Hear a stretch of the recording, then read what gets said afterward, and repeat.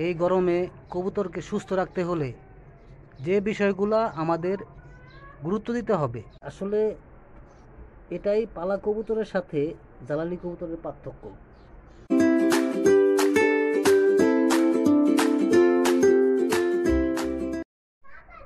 আসসালামু আলাইকুম প্রিয় কবুতর প্রেমী বন্ধুরা, কেমন আছেন সবাই? আশা করি সবাই ভালো আছেন।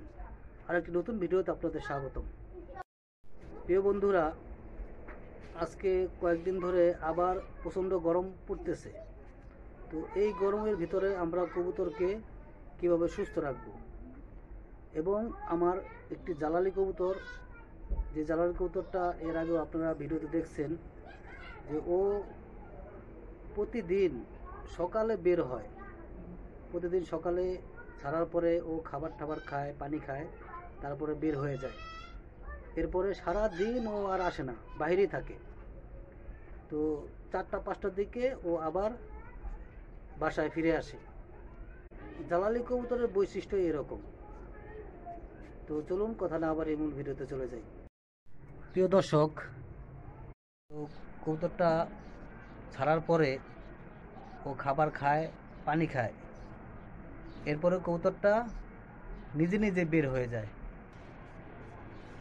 প্রিয় দর্শক, কবুতরটা এই জায়গা দিয়ে বের হয়ে যায়, সারাদিন বাইরে থাকে। তো সারাদিন বাইরে ঘোরাঘুরি করার পরে ও আসে একদম আসরের আজানের পরে ও বাসায় ঢোকে। কোনো কোনো দিন মাগরিবের আগে আগে আসে। তো প্রতিদিন ও এইভাবেই প্রতিদিন বের হয়ে সারাদিন বাইরে থাকে, এটা ওর রুটিন হয়ে গেছে। তো কবুতরটা আমি এখন একটু আপনাদের দেখাচ্ছি। প্রিয় দর্শক, এই হচ্ছে আমার জ্বালানি কবুতরটা। ও প্রতিদিন এইভাবেই বের হয়ে সারাদিন বাইরে থাকে, তারপরে বিকেলবেলা বাসায় ফিরে। তো আসলে এটাই পালা কবুতরের সাথে জ্বালানি কবুতরের পার্থক্য।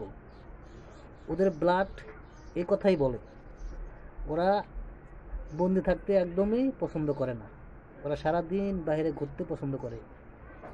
এই কবুতরটা আমার গ্রিজেল 1 দিয়ে আমি কবুতর ডিম ফুটাইছিলাম, যাতে ও পালা কবুতরের সাথে অ্যাডজাস্ট হতে পারে জন্মের পর থেকেই।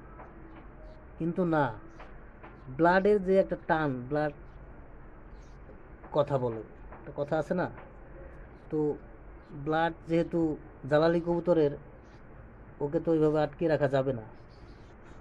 জ্বালানি কবুতরের যে আচার আচরণ, ও ঠিক সেভাবেই চলাফেরা করে। তবে ও ফিরে আসে, সারাদিন ঘোরাঘুরির পরে ও ঠিকই বাসায় ফিরে আসে। প্রিয় দর্শক, এই দেখুন আমার এবারে নতুন কবুতরগুলো, যে কবুতরগুলো আমি গিফট পেয়েছি, এবং আমার বাসার অন্য কবুতরগুলো এখন একসাথেই ওড়াওড়ি করে, মাশাআল্লাহ। প্রিয় দর্শক, এই গরমে কবুতরকে সুস্থ রাখতে হলে যে বিষয়গুলো আমাদের গুরুত্ব দিতে হবে, সেটা জানতে হলে আপনারা ভিডিওটি না টেনে পুরোটা দেখুন। প্রিয় দর্শক, এই গরমের ভিতরে কবুতরকে কখনোই ভিটামিন এবং ক্যালসিয়ামের কোর্স করাবেন না। বিশেষ করে অনেকেই কবুতর ডিম পাড়ার আগে কবুতরকে ভিটামিন খাওয়ান, ক্যালসিয়াম খাওয়ান। এগুলো কবুতরকে এই গরমের ভিতরে খাওয়ানোর কোনো প্রয়োজন নেই। কবুতর ডিম পাড়ার আগে আপনি কবুতরকে পুষ্টিকর খাবার খেতে দিন, বিশেষ করে ছোলা এবং ডাবলি, এই মিক্সটা আপনার কবুতরকে খেতে দিন। কবুতর এমনিতেই যদি ভিটামিনের ঘাটতি থাকে, ক্যালসিয়ামের ঘাটতি থাকে, সেটা পূরণ হয়ে যাবে। এবং সবথেকে বেশি যে জিনিসটা প্রয়োজন হয় কবুতর ডিম পাড়ার আগে, সেটা হলো কবুতরকে বেশি করে গ্রিট খেতে দিন। গ্রিট খেলে কবুতরের শরীরে ভিটামিন, বিশেষ করে ক্যালসিয়ামের অভাব পূরণ হয়ে যায়। তো এগুলো আপনারা ঠিকভাবে খাওয়ালেই কবুতরের আর এক্সট্রা ক্যালসিয়াম এবং ভিটামিনের ঔষধ খাওয়ানোর কোনো প্রয়োজন নেই, দরকার পড়ে না। তো আর বিশেষ করে এই গরমের ভিতরে তো এগুলো একদমই খেতে দেবেন না। এমনি কবুতর গরমে হিট স্ট্রোক করে, তো এই সময়টায় এই ধরনের খাবার, বিশেষ করে এই ওষুধগুলো একদমই খেতে দিবেন না। কবুতরকে এই সময় বেশি বেশি স্যালাইন পানি খাওয়ান। যদি কবুতর দুর্বল হয়ে যায়, বা হতেও পারে, এই গরমের ভিতরে কবুতর দুর্বল হতে পারে, সেটা ক্যালসিয়াম বা ভিটামিনের অভাবে নয়। শরীর থেকে লবণ পানিটা বের হয়ে গেলে কবুতরের শরীর দুর্বল হয়ে যায়। তো এই জন্য কবুতরকে বেশি বেশি স্যালাইন পানি খাওয়ান। তাহলেই কবুতরের শরীর যদি দুর্বল থাকে, সেটা দূর হয়ে যাবে।